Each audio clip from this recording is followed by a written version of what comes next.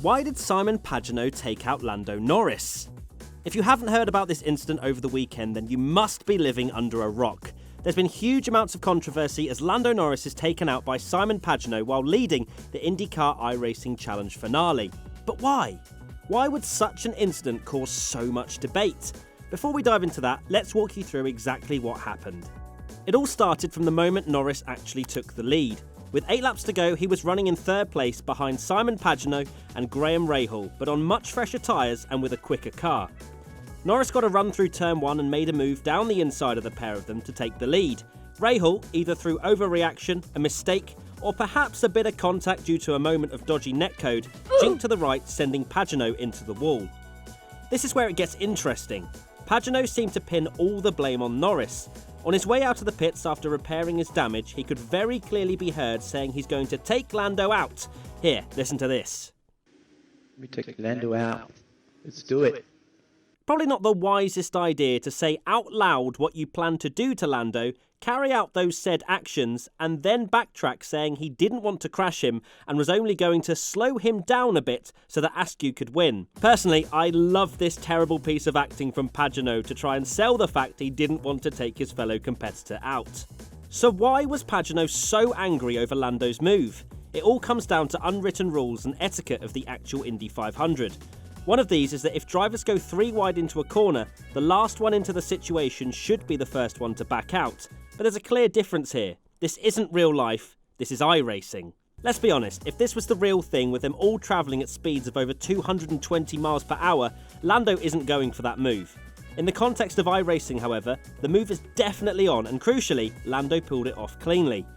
A move that unfortunately ended Pagenaud's chances of winning the race and appeared to damage his ego in the process. The rest of his actions are history.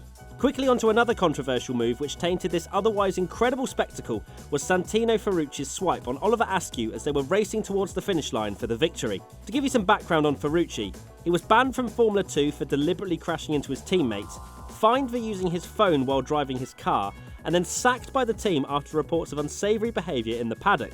His new career in IndyCar seemed to put his past behind him with some impressive performances, but he's been shoved back into the limelight here for all the wrong reasons. In an interview after the race, he said he was just trying to grab the slipstream and made a mess of it, but a clip from his own stream, which he'd hastily deleted, revealed a different story. Oh, wow. I thought the line was a little closer.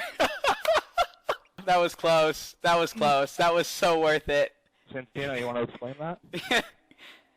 Bro, last lap, last straight. Come on. It's for the TV. It's for the fans. But you know the one thing that angered me the most? No, not the move itself. The fact that he said it's only a game. IndyCar and iRacing have gone to huge efforts to set this series up. Drivers have spent their own money on sim rigs to be able to compete.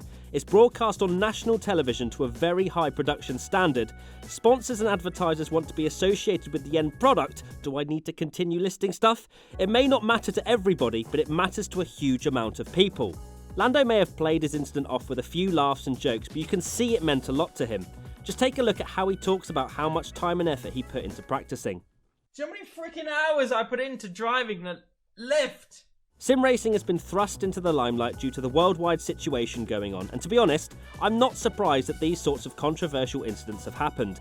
The one thing I'd like to see come from all of this is a greater understanding from real-life drivers as to what they are competing in, and not to simply shrug it off as a game. What do you think? I'm sure there'll be lots of opinions already in the comments, just keep it nice, okay?